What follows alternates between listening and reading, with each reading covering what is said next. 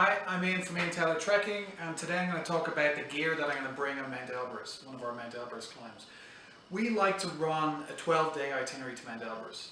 More acclimatization means better chance of success, and all our itineraries have 2 or 3 nights when we can actually make a summit attempt. So we can share that itinerary with you, and feel free to get in touch. Check out our website, we've got tons of videos on the trip, and happy to talk to you if needed. But this is the gear that I'll bring with me on an Elbrus trip, and in our trips we also have a 30-page document that has itemized kit lists. So all of this will be itemized, so you'll see exactly what it is for all the pieces of kit that we use. So I'll get into it. First of all, I have to have a bigger backpack for Elbrus. So we're trekking on the northern side of the mountain, up onto the glacier, back down. We do a peak called Crampons, and then we work our way around the eastern side of the mountain. So I like to have the same backpack that I'll bring higher on the mountain. I mean, you kind of need a 50, this is a 50 plus 10, so a 60-liter backpack. It's overkill for the trekking part of it, but when you go higher on the mountain, you got to bring all the kit that you need with you higher on the mountain, and you have to be able to fit it into one bag. So I like this Duffel Bag. It's got really, really good back support. It's got the side pockets to keep lip balm, sun cream, any spare items on both sides. This is my favorite backpack. I use it in the Himalayas and all over the world. And it has just this extra capacity on it. Super comfortable. This is the backpack I use for most trips. So that's my backpack. And then I have my duffel bag. And this duffel bag just needs to be able to fit all your gear. This one's a 120-liter North Face duffel bag, like an extra large. And I use this for all of our trips, going to Nepal, going to the Himalayas, Aconcagua, and I use it on Elbrus. And on Elbrus, this duffel bag will be shipped from camp to camp while we're on the trekking portion of the trip. So we have a vehicle that brings all the gear, all the tents, all the equipment from one camp to the next. So you don't ever have to carry that duffel bag. But that's North Face 120-liter. So for the, I'll go from what I wear on my feet up through what I put on my head, all the way through the whole trip. So obviously on this trip, we're trekking for the first portion of the trip, and it's warm most of the time. So it's shorts and t-shirt. We can't climb higher, sleep lower. So there's a range of temperatures that we're going to face. And then when we go high in the mountain, obviously it can be really challenging, really cold conditions high in the mountain. So my boots that I wear, sometimes these are hard to get. These are La Sportiva Tarango GTX. They have upgraded, La Sportiva have upgraded to a Tarango Tech. There's boots called Salomon Quest 4D. Any kind of heavy duty trekking boot that's Gore-Tex, waterproof, and well worn in, but not too worn in. You still need grips on your boots. But these are my favorite trekking boots. I use them everywhere we go around the world. And there's lots of other boots. You have Mammoth boots, you've got Salomon boots, and we can help you pick out the right boots for you. In terms of mountaineering, I always recommend for Elbrus a double boot. This is a La Sportiva G2SM mountaineering boot. It's got an inner boot and an outer boot. Super warm, and you need that for Elbrus because the conditions can be super harsh. You do need to manage, pick the right boot for you. It could be a Scarpa if you've got a narrow foot. You need to think about these boots because they need to be comfortable and they need to fit. So worth trying on a range of different boots. You also need to make sure that Summit socks and a liner sock are going to be able to fit in the boots, and then you need to use them and wear them and break them in as best you can. So they need to be super comfortable because you're going to use these high in the mountain and only these. So those are my mountaineering boots. On my feet too, when I go up, I've got Crampons. These are Grivel G12s, pneumatic. My favorite Crampons. I'll have those high in the mountain. I'll actually start putting them in here. Put my trekking boots in here. I have my ice axe. I have it covered on the top with foam and duct tape, just so I'm not putting my hand ever on metal in the cold. So I have this extra padding on the top, and then I always keep this separate, just a safety device on here so it doesn't rip my bag or rip any of my stuff. And I'll usually wrap it up additionally on top of that. So I'll put that in here. On top of that, I will have my helmet, potentially, not always needed on Elbrus, but some people like to have it, and it's an extra safety tool, so I'll have that with me. Then for trekking, I have a trekking pole like this. You can have, it's good to have two of them. You're constantly using them all the way through the trip. Just make sure they're this type where they actually snap back into place. The screw ones tend to break, and you don't want that happening during your trip. So lightweight, two trekking poles, really good idea. So let me see, mountaineering boots. I'll talk about the sleeping bag. And actually when we're in camp every day and when we're high in the mountain, I always have my kind of trail shoes. So I can change out of my mountaineering boots or my trekking boots and use these shoes. Every time I get into camp, I'm taking my boots off, I'm getting cleaned up, and I'm putting my trail shoes on. So, sleeping bag. You need a sleeping bag. This is a marmot sleeping bag. What you need is like a 0 degree Fahrenheit or a minus 15 Celsius sleeping bag. A lot of the nights we're camping, it's actually quite warm on the northern side and the eastern side. And when we go up in the huts on the southern side of Elbrus, you don't necessarily need a sleeping bag that's that warm or that cold, but I definitely recommend a 0 degree Fahrenheit sleeping bag, and you can always zip it down, and it's always nice to be as comfortable as possible. And you don't have to be buying other sleeping bags, for different trips. So that's my sleeping bag. I always have a stuff sack for it, so I can pack it away neatly, and that will go into my duffel bag. I have a lightweight air mattress. This is like a 2-inch. You can have 2 or 3 inches. This is a Thermarest Nano air mattress. So you need that for the kind of 5 nights we're going to be camping on the northern side of Elbrus and into the eastern side. So I'll put that in the bag. So into clothes and all the other things that I need. Obviously we need rain gear. So I have rain gear for my bottom, and then I have rain gear for my top layer. And I'll use this high on the mountain too, when the wind is high. I mean, sometimes it could be up to 5 layers, and this will be an important layer to fight off the wind high in the mountain. So this will always be in my backpack, and the backpack has a cover too, and it's also worth having a plastic bag, a black bag, to keep everything inside your backpack as dry as possible. So, from bottom up, I have my trekking boots. I have a range of different socks, really lightweight merino wool socks. These are trekking socks. Then I have a liner sock with a summit sock for the mountaineering boots. And then I have a couple of other just regular trekking socks for the portion of trekking, and then the warmer socks for when we go higher on the mountain for the mountaineering boots.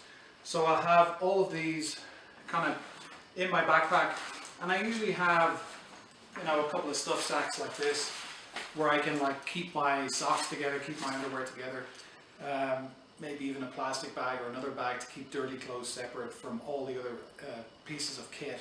And then it's also worth having a separate bag for the trail shoes, so you're not putting dirty shoes into the duffel bag.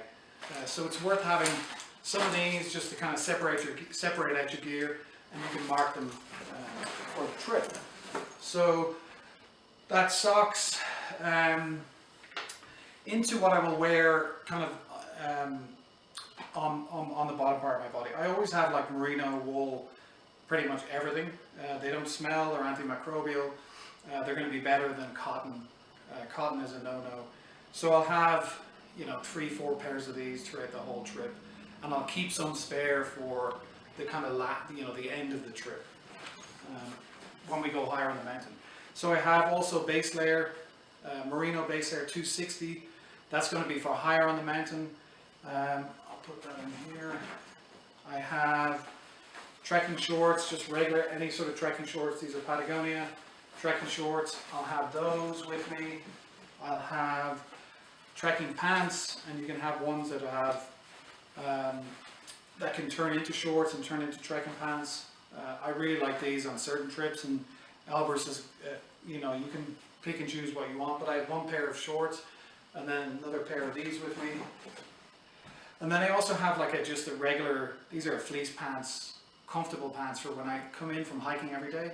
I get into the tent, get out the baby wipes, get cleaned up, put on fresh socks, fresh underwear, and fresh pants and fresh clothes. So I'm keeping one set of those clothes for every day after I get cleaned up. So I'll have these with me too. On my top I will have 260 merino. This is for going up to the summit, higher on the mountain. I'll probably have one of these, and then you can have a range of other ones. Sometimes I like to have one with a hood if I'm for sleeping, just hanging around. It's nice to have a spare top that I only wear when I'm just hanging out, whether it's in the huts or in the tent. So I have another pair of that, another long sleeve merino, and then it's up to you. You know, two or three merino t-shirts. For trekking, you can rotate them day to day. As I said, it's quite warm for a lot of the trekking days, so you kind of need a few t-shirts. And you know, no problem, because you're going to have the duffel bag with you. So I'll put these in here.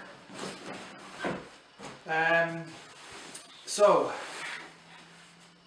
also on my upper body then, I'm going to have a range of different things. So I have t-shirts, I've got longer sleeve merino, I have a vest that I can wear. On top of that, even just hanging out in camp at night, I'll have, this is more like a fleece option. Just as, you know, having gear that's lightweight is really good. So this can be a fleece, something like this, a nano jacket, and I can mix the merino with the vest, and then I can add this onto the top. And then for Elbrus, I have a bigger, puffier down jacket, expedition style, even 8,000 meter. If you're planning on doing other trips, the bigger the jacket, the more down in here, the better. This is a wrap jacket, Positron Pro, and you can see just by looking at it, it's got more down in it. When I add the merino with the vest, with these layers, with this, and even a Gore-Tex shell, I have plenty of warmth and I got plenty of options. So all of these will come with me. I'll just leave these out. And then some other items that we kind of need. So your hands and your feet are going to be the most important things on Elbrus, especially high on the mountain. So you've got the bigger double mountaineering boots, and then you need to have something like this type of glove. So this is a Black Diamond guide glove. I use these on the summit of Everest. I also had like a bigger mitt, and you kind of have, it's good to have both options, because if it is really, really cold up there, which it can be in the best months, the mitts are a good option. You know, there's only one section where we're harnessed in, where we're like clipping onto a rope. So you will need to have be able to do that, or usually the guides help people with it. But these are a great glove for me, Black Diamond guide gloves. I also have like a lighter liner, and I have this type of liner too. So I can slot this inside here, and then my hands are nice and warm. Idiot loops are also good if you're doing anything, so you don't lose your glove in the high winds. So these are gloves I use, and I highly recommend having bigger mitts too. I think the other thing that I missed out there was a harness that is on the floor, but I'll have my harness with me for moving higher. I'll also have a couple of carabiners and a couple of slings, because we'll rig up the harness to go onto a safety line for when we're going up, and when we rope you up, if we have to, for certain parts of the coming down, you'll have all that equipment. And like I said, all of this is listed, itemized in our dossier and kit list. So those are the gloves, bigger gloves, hands and feet, always the most important. Put those in. So I'll have a couple of different buffs. I'll probably have a buff like this for the just trekking part, so I can keep around my neck, so I'm not getting my neck burnt. Super lightweight, and I'll be able to just pull that up over my nose, over my mouth, and it's just handy to keep the sun off me too. I'll also have a polar buff, which has a fleece lined bottom section, so I'll be able to use this around my neck to keep me warm, and I'll be able to pull this up over my face and down. It's easier than a balaclava. So I'll have those two buffs. I'll have a warm hat. You can have a thicker hat than this, you can have a lighter hat. You definitely lose heat through your head, so you need to make sure that you have maybe even two options, a lighter hat and then a warmer hat. so you can manage your temperature high on the mountain, and it's just nice for hanging around the camp. And then I also you can use one of these hats, baseball hat, or you can wear like a sun hat. Definitely you don't want to get sunburned or any sort of sun throughout the whole trip. So covering yourself up when it's sunny out, this is a super good hat to kind of keep your neck, your head, your ears, everything covered. So I'll bring that sun hat. A few other items. When you're camping and when you're in the huts up on the mountain, you know, you could have a thermarest pillow that you can put inside your sleeping bag. Some of the rooms have sleeping pillows that you can put under the sleeping bag, but it's never guaranteed. So something to think about. Just for comfort, you can also use clothes as a pillow up there too. But comfort, if you can fit the space, fit it in, then do it. For high in the mountain, when we're talking about hydration, most of the trip I'm using the Camelbak throughout the whole trip.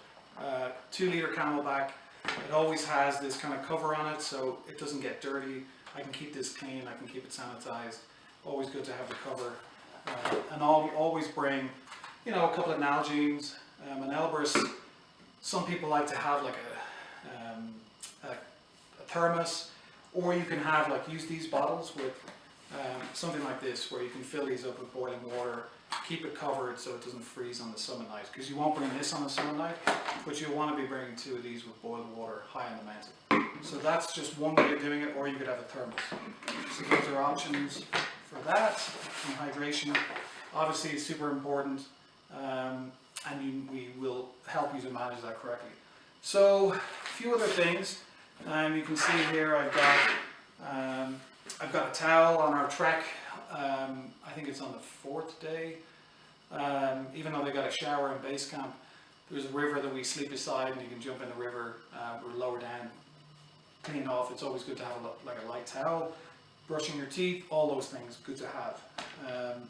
I have charger, or a multi-charger, just so I can plug in my phone. When we're high on the mountain, sometimes the rooms have a charger, so you can use this, but it's also worth having an adapter for that. And I always use my phone for pictures, for video, for everything, so I don't have to bring anything else. And then I bring a battery pack, a light battery pack that'll give me like 8 or 10 charges for the phone, so I never run out of coverage. A few other items. You can bring a multi-tool sewing kit. Doesn't have to be got. You've got first aid kit.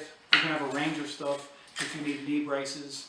We have a list of items that you need, from ibuprofen all the way through to hand sanitizer, to antibiotics, to anything that you will need on the trip. So we'll send you a list of exactly what you need, and you'll carry one of these with you at all times, and you can streamline that when we go higher on the mountain. You need a head torch with spare batteries, really important for high on the mountain and just being around camp. For high on the mountain as well, ski goggles are needed. The winds can be super high. If you've seen our Elbrus video from filming there, last July, you know, the winds were up over 40-50 miles an hour gusting. So having goggles, super important, but also having 1 or 2 pairs of category 4 sunglasses with you. And then, you know, toiletries, toothbrush, all the things you need personally to be safe on the trip, and to keep your hygiene correct with all that stuff. So we'll send you a list of all of this. If you're thinking going to Elbrus, it is not an easy trip. It's a super exciting challenge, and I think our itinerary going from the north side to the east side to the south side to climb. We do a range of shorter trips, longer trips, private trips. But look, just get in touch with us. We'd love to hear from you, and we'd love to see you on one of our Elbrus trips.